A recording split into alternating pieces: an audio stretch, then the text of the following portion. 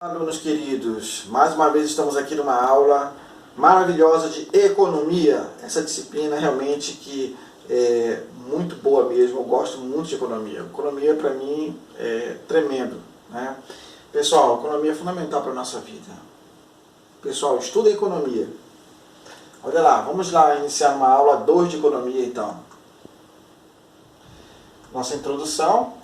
E então aqui nós temos alguns princípios, né? Princípios de economia. O objetivo da aula será apresentar os 5 primeiros princípios de economia, dos 10 princípios de economia de Gregory Mankiw, né? Então, são 10 princípios. Nós vamos iniciar essa aula falando desses princípios, tá, pessoal? Etapa 1, vamos conhecer a teoria. Etapa 2, destacar aspectos importantes. E finalmente a etapa 3, refletir por meio de exercícios. Ok? Olha lá, prezados alunos, estamos agora na parte de conhecer. Mais uma vez estamos juntos estudando economia. E agora, para iniciarmos, eu pergunto: você sabe o que é um princípio? O que é um princípio? Às vezes nós falamos de princípios. Fulano não tem princípio, fulano tem princípio. O que é princípio? Você pode falar princípio, início. Está correto também, porque a raiz da palavra, ou seja, a etimologia, né, a origem da palavra princípio. O que significa princípio em termos de dicionário? Significa aquilo que é colocado em primeiro lugar. Opa, estamos começando a definir então o princípio. Ou seja, aquilo que se toma como devendo estar em primeiro lugar. Aquilo que merece estar em primeiro lugar. Tá? Então, e pode ser traduzido como a lei que rege determinados fenômenos. Por isso que fala sobre muitas ciências, quando fala sobre o princípio, está se referindo às suas leis. Geralmente você vai estudar em princípios de direito, é o que vai nortear o direito. Princípios de matemática, que vai nortear determinados cálculos e determinadas teorias quantitativas. Princípios de psicologia, que vai nortear o behaviorismo ou outras áreas da ciência, né? Na psicanálise. Então, princípios é o início, aquilo que está em primeiro lugar, aquilo que pode nortear onde iniciou alguma coisa. Então nós vamos falar de princípios de economia, que podem ter diversas aplicações. Um princípio, embora ele possa indicar também uma lei, não necessariamente é uma regra, mas é algo que você pode nortear determinada análise. Por isso que vamos falar agora de princípios. Esse aqui é o Nicholas Gregory Mankiw, né? Mankiw, na aula de economia, de introdução à economia, economista famoso, americano, né? Nicholas Gregory Mankiw é um economista norte-americano que é professor da Universidade de Harvard, onde leciona a introdução à economia.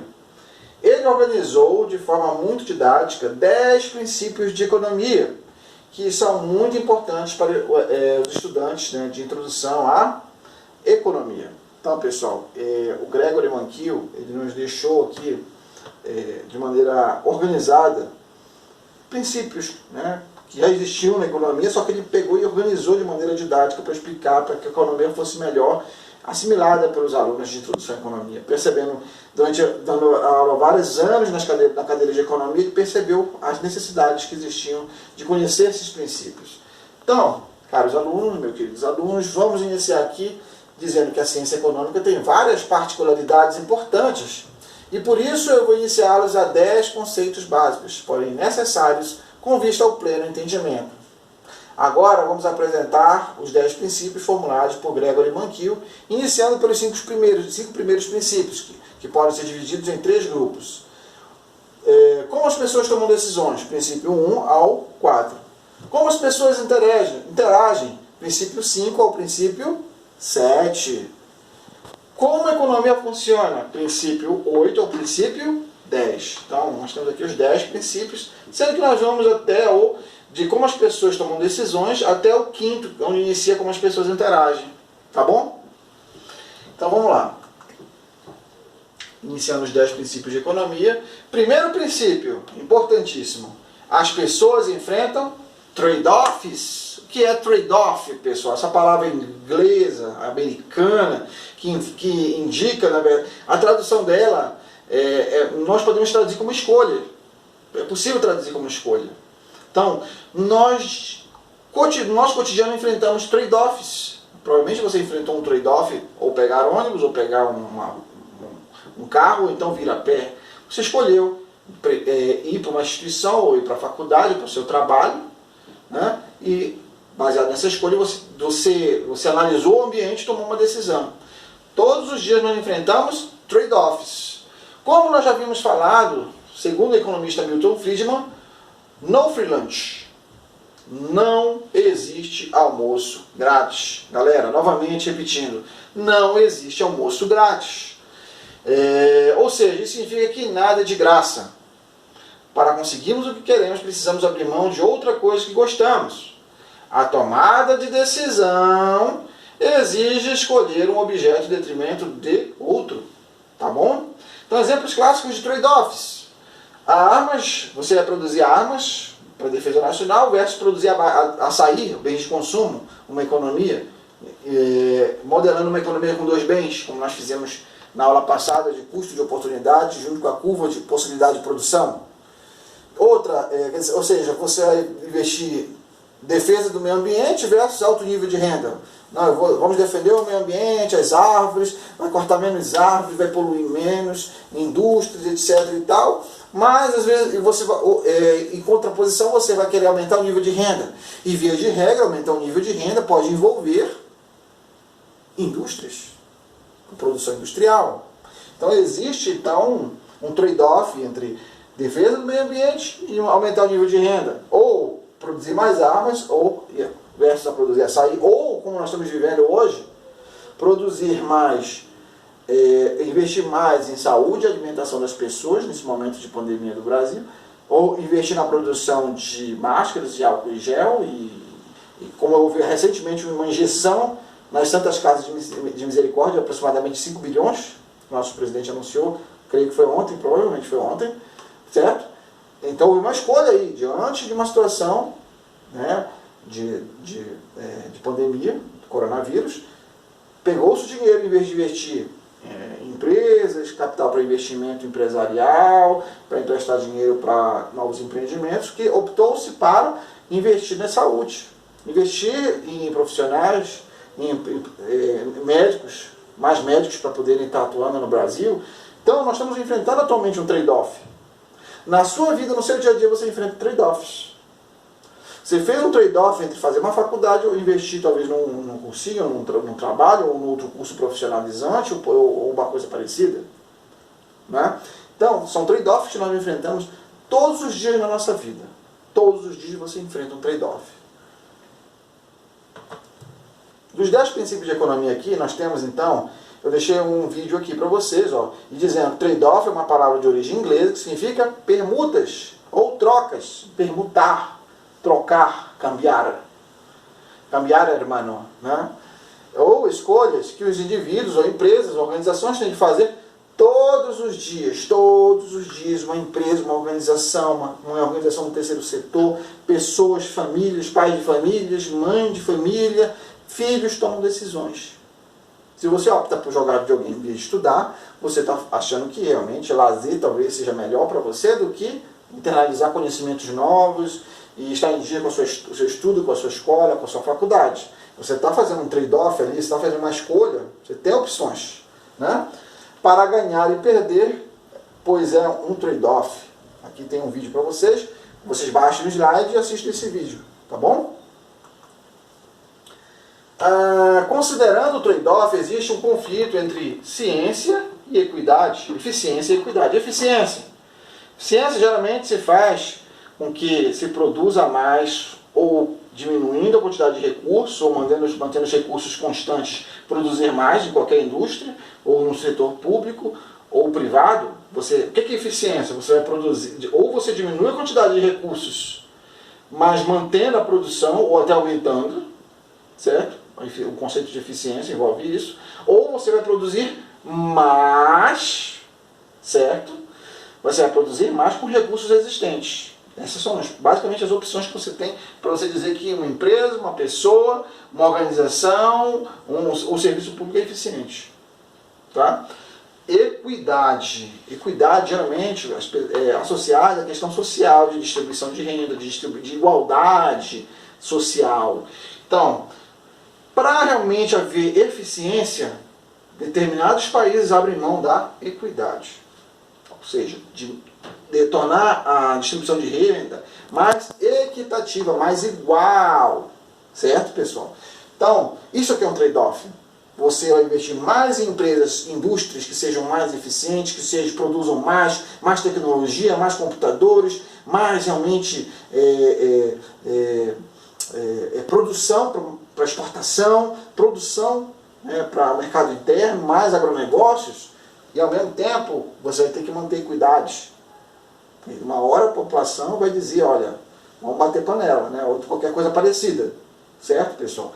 Então, as pessoas, os países, os governantes, os tomadores de decisão, eles enfrentam trade-offs e nós enfrentamos trade-offs também.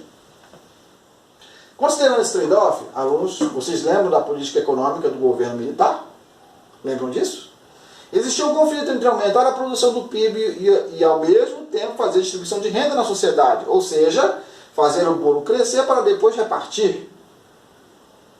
Como é que vai fazer isso, realmente mantendo a equidade? É possível?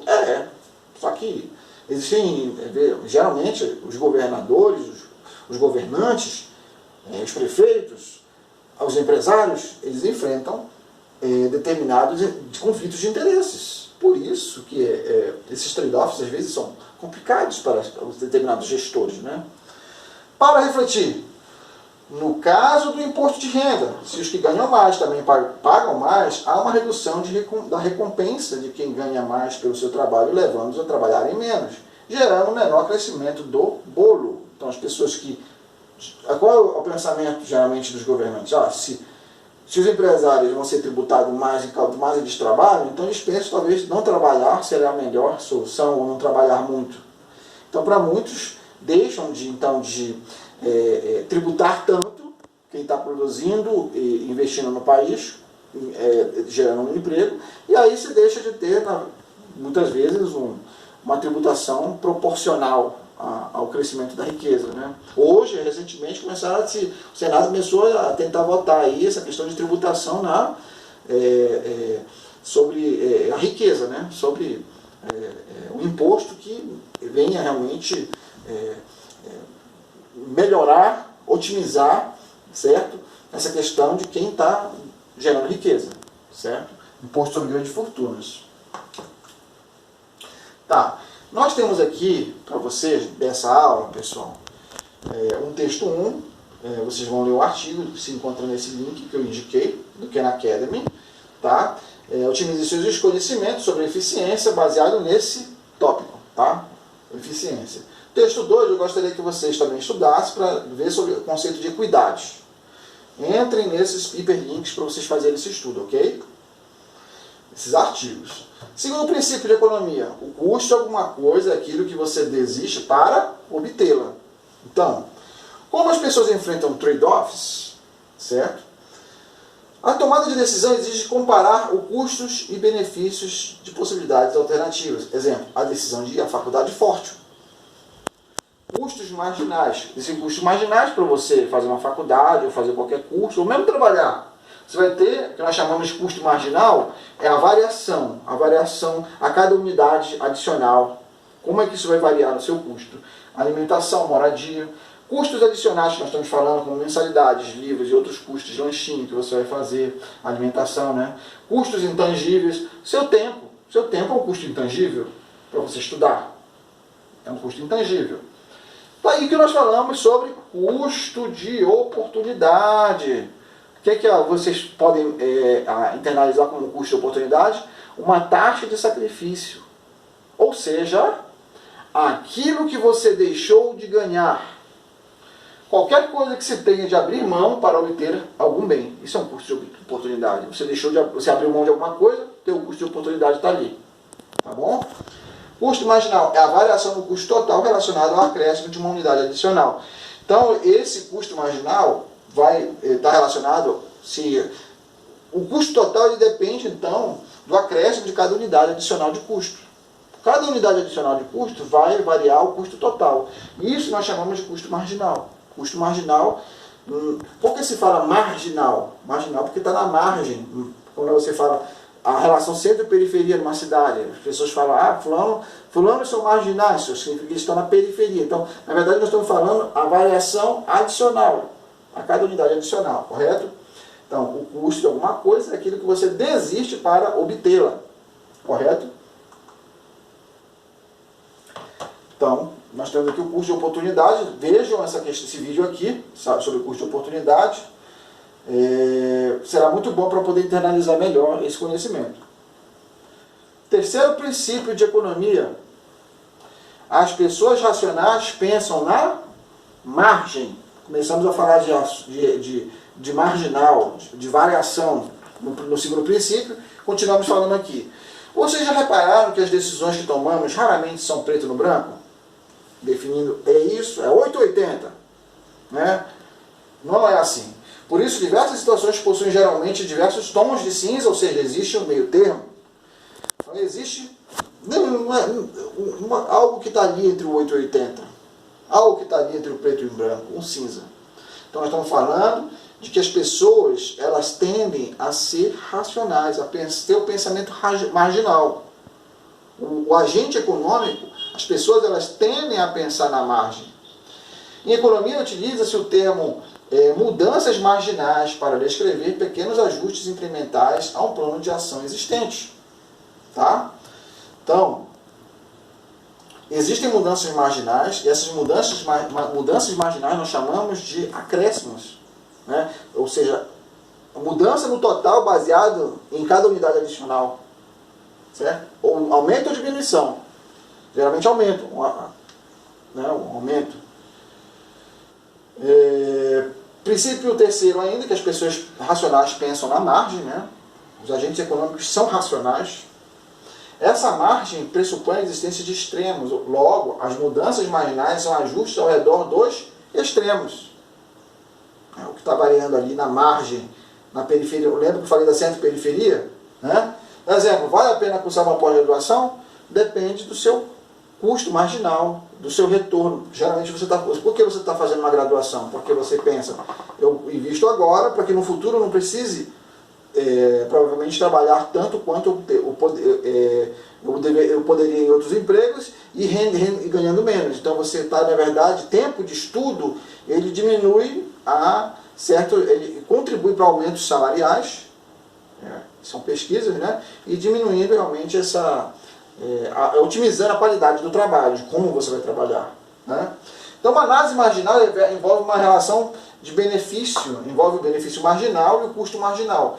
Então, em economia, nós dizemos que existe essa relação custo-benefício. Você vai tomar uma decisão baseada sempre que seu benefício é maior do que seu custo. Por exemplo, quando vocês vão se relacionar com alguém, você começa a analisar se o custo é maior do que o benefício. Aí vocês vão analisar as condições econômicas, financeiras, né, da relação. E aí, baseado nessas relações econômicas, financeiras, ou pessoal e tal, eu te amo. Né? Você percebe, não, o benefício patrimonial pode ser maior que o custo. Né? Para algumas pessoas é dessa maneira, né, pessoal? Então, é um tipo de relação custo-benefício. E todos os dias nós fazemos relações custo-benefício. Qual é o supermercado mais próximo da sua casa para fazer compras? Qual é a melhor alternativa de deslocamento? Qual é a melhor alternativa para poder ter determinados retornos financeiros? Todos os dias nós fazemos essa relação custo-benefício. Nós temos pensamento marginal. Né? Exemplos, benefícios marginais. Aumento do salário vai envolver e empregabilidade. Sempre vai ter essa questão de aumento de salário e empregabilidade. Tem alguns lugares que, poxa, eu vou ganhar menos, mas eu vou estar empregado. Não, eu vou ganhar mais, mas talvez o custo para dar naquele trabalho, naquele cargo, seja todo mundo quer derrubar e tal, é muito visado, né? Então você vai considerar isso. Né? O benefício marginal, talvez, de ter empregabilidade e salário um pouco mediano, pode ser maior, ou não. Né? Pode ser, de repente, melhor, aumentos salariais em um cargo melhor. Custos marginais relacionados à mensalidade e o tempo despendido. Também é outro ponto que você vai considerar. Será que vale a pena despender um tempo com mensalidade alta, ou realmente diminuir o seu tempo e a mensalidade, né? Mas você vai ter um aprendizado que, dependendo do curso que você está fazendo, que vai ser suficiente para você, né, para atender suas necessidades. Então você vai considerar o seu custo marginal. Benefício marginal, então, é a variação do benefício total relacionada ao acréscimo de cada unidade adicional. Então, cada benefíciozinho, quanto aumenta no benefício total, certo? É esse que vai ser o teu benefício marginal, tá? Então, análise custo-benefício, veja esse vídeo sobre análise custo-benefício, eu pus para vocês no slide, tá? Ainda no terceiro princípio, as pessoas pensam na margem. Caso prático, por que algumas companhias aéreas vendem passagem de R$1? Já imaginaram por que isso acontece? Vende R$1. Você vai ali, né, nas empresas ali da TAM, né, da Gol, aí não, de repente fez R$1, nossa, porque eles são legais pra caramba. Será que é por causa disso? Além do apelo mercadológico da promoção, deve-se analisar a seguinte situação. Suponha que um voo entre Rio e Miami custe $100, $100 mil total. Ou seja, todo mundo ali dentro. Imagina, pessoal, o que é que não pode acontecer ali nesse voo. Imagina o que não pode acontecer ali no aspecto de que se você tem ali, não, é $1, ou não, é $5 para você comprar sua passagem. Então vale a pena colocar uma pessoa, por causa da propaganda que é feita. Tá? Num avião que possui 200 assentos, o custo para cada passageiro será de R$500. Mas alguns instantes a partida verifica-se que existem lugares vagos e surgem passageiros oferecendo R$300, né, pela passagem. A companhia deve ou não aceitar? Por uma questão de que tem uma pessoa no banco sobrando ali, vale a pena vender a passagem. Porque além de você diminuir o custo que seria, se o passageiro não fosse, você tem a probabilidade, a possibilidade ali de fazer uma propaganda ali beneficiando a sua companhia. Veja o vídeo sobre o terceiro princípio, as pessoas pensam na margem, as pessoas racionais pensam na margem. Tá? Quarto princípio, as pessoas reagem a incentivos. Como as pessoas tomam decisões por meio da comparação de custos e benefícios, seu comportamento pode mudar quando os custos ou benefícios mudam. Exemplo, mercado de carros, o mercado de alimentos, o mercado de ações, o mercado de produtos alimentícios, nós falamos de produtos de fast food, alimentícios fast food, de supermercado, de redes de supermercado. Então, as pessoas reagem a incentivos. O ofertante, quem oferta produtos, bens e serviços na economia, é encorajado quando vende a preços maiores.